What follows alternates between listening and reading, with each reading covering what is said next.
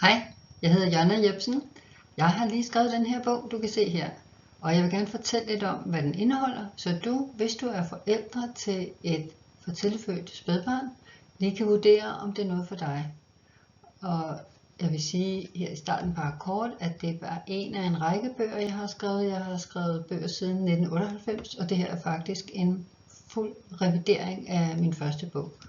Og så vil jeg lige også nævne, at jeg har udgivet Præmaturbogen for et par år siden, som er et stort digert værk på lidt over 400 sider, som omhandler alle aldre. Men denne her er altså lige specielt til dig, der har et eller flere for tidligt fødte spædbørn. Jeg har selv født for tidligt i uge 27 plus 2 dage for 32 år siden, altså i 1992, en dreng og en pige. Så jeg har prøvet det på egen krop og været der og oplevet det, der er gængst for forældre til for tidligt fødte børn, selvom alle historier jo ikke er ens, men der er mange fælles træk.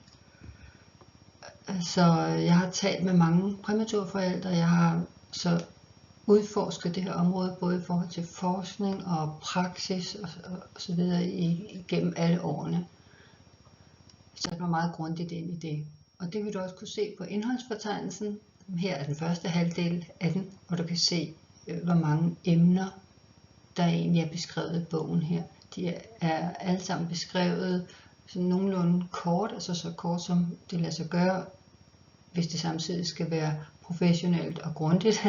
Og det er skrevet i alfabetisk rækkefølge, sådan så du, når du sidder i en situation, hvor du måske mangler lidt overskud og mangler tid, så kan du lynhurtigt lige finde det kapitel, det afsnit, som du har brug for i det øjeblik.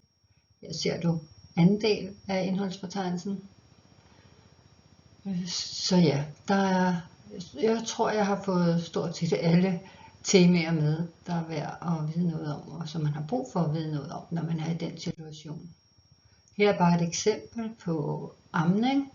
Når man skal etablere en amning, hvis barnet er meget for tidligt født, så er det en proces, der kræver noget, og det beskriver jeg.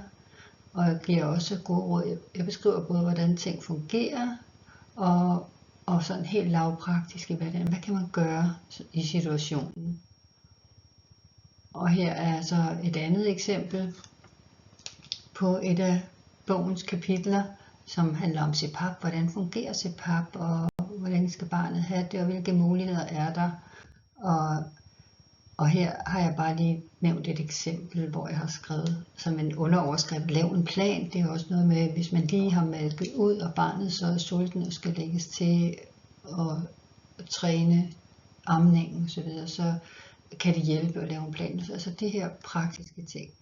Og så er der noget med forældre-barn-kontakten, som er vigtigt, fordi det er anderledes, end når man har et barn til tiden. Det står der alt om, hvordan tolker man det for tidligt fødte barns signaler, svage signaler, anderledes signaler. Så er der noget om at komme hjem på et tidligt hjemmeophold og komme hjem uden tidligt hjemmeophold. Hvordan er det? Hvad skal man være opmærksomhed? Hvad skal man være opmærksom på, og hvordan skaber man rytme i hverdagen?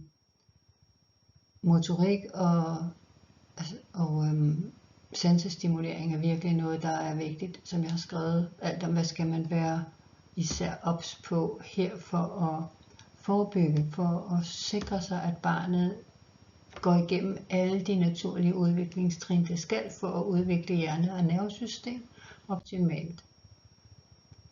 Og når så kommer til det øjeblik, hvor barnet skal ud og passe, så er der også en masse spørgsmål. Hvorhen, hvor lang tid, og hvor længe skal vi indkøre barnet, og hvad kræver det?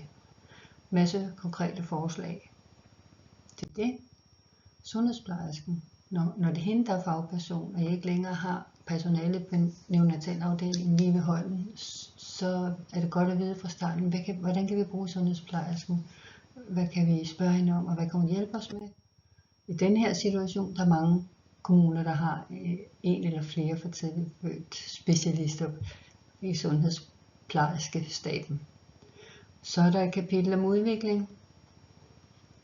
som ud over det, du kan se lige her på det første opslag, også omhandler barnets psykiske, følelsesmæssige udvikling, den kognitive, den indlæringsmæssige og frem til skoleparathed. Ikke fordi, at bogen omhandler aldersgruppen helt frem til skole, men for at vide, hvordan skal man forberede barnet tidligt i forhold til nervesystem og hjerne og følelsesliv, og få støttet det i udviklingen på bedste vis. Så det var lige det, jeg havde valgt at sige, selvom der er meget mere at sige. Hvis du er interesseret i at anskaffe dig bogen, så kan du se, at den både er kommet som en trykt bog, og som lydbog, og som e-bog, og der er links nederst på siden her, hvor du kan klikke dig ind og læse lidt mere om bogen.